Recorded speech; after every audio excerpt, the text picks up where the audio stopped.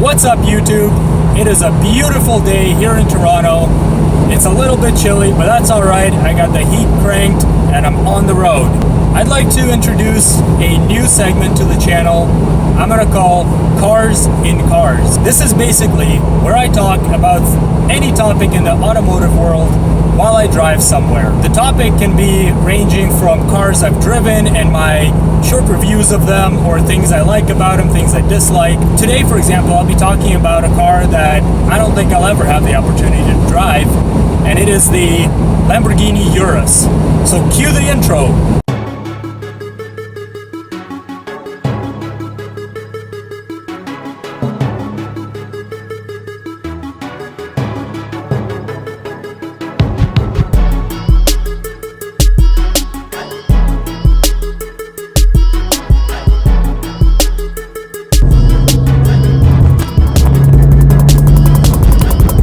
Lamborghini, as many of you know, is a world-renowned Italian supercar maker. They've perfected the craft of creating the best, fastest, and best-sounding supercars in the world. Lamborghini has ventured into the SUV world before with the LM002, and it looked basically like a big military truck that kind of looked to me like the new Mercedes 6x6. Obviously, not the same dimensions, not the same power. In my eyes, they look very similar. However, it never really took off as a mainstream vehicle. At least I've never seen them on the road.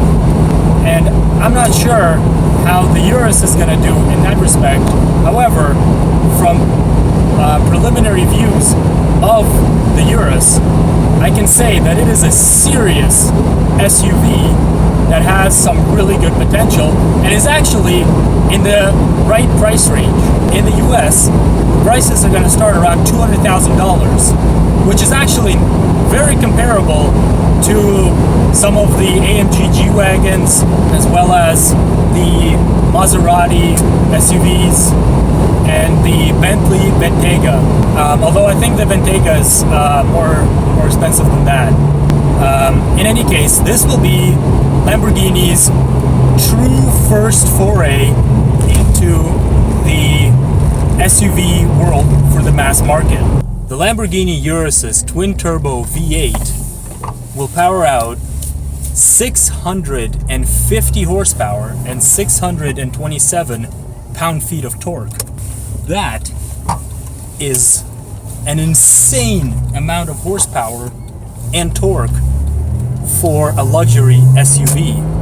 Now, the Bentley Bentayga is today, or at least last I heard, is the fastest SUV in the world. And I can guarantee that the Urus will be much, much faster because it is much, much lighter. The Urus only weighs about 4,850 pounds, or about 2,200 kilograms, which is a very, very light SUV due to its carbon fiber mold. That's really what sets it apart from all the other SUVs, is that on the inside, I've seen some pictures and some videos, it looks like a sports car, except you're a little higher up off the ground, obviously. It's got 23-inch wheels. That's insane. The Urus, with all that horsepower and those twin turbos and the V8, it will be a direct competitor to the Bentley Bentayga. However, it looks a lot nicer than the Bentayga. The Bentayga actually, to me, looks ugly, but the Urus looks gorgeous.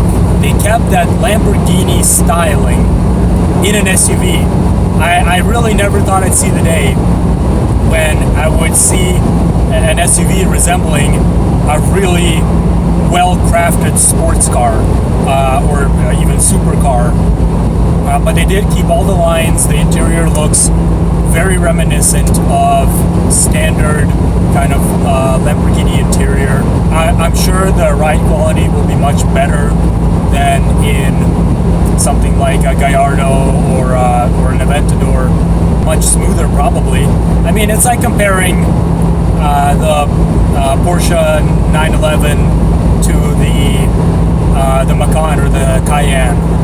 You know, the Cayenne GTS is like this crazy sports SUV, whereas the 911 is this nimble, really fun sports car.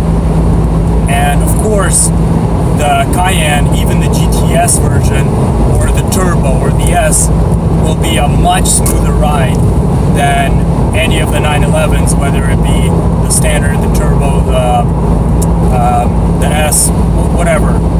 So guys, tell me what you think. Do you like that Lamborghini is going in this direction for the more of a mass market appeal with their Urus? Or do you think that manufacturers like Lamborghini and Ferrari should stay sports car manufacturers? Or do you think it's a good idea for them to go the way of Porsche, where they were able to capture that mainstream market with their SUVs? But in some sense, it almost devalued the brand, where almost anybody can now afford, you know, 55 or 60,000 base Macan. Whereas before, if you were driving a Porsche, it was almost a status symbol. It was a status symbol. So comment down below, what do you think? Do you like the fact that Lamborghini is coming out with an SUV and they're trying to appeal to a broader market? Or do you think they should remain in the sports car and supercar market? Thanks for watching, and I'll catch you next time. Bye!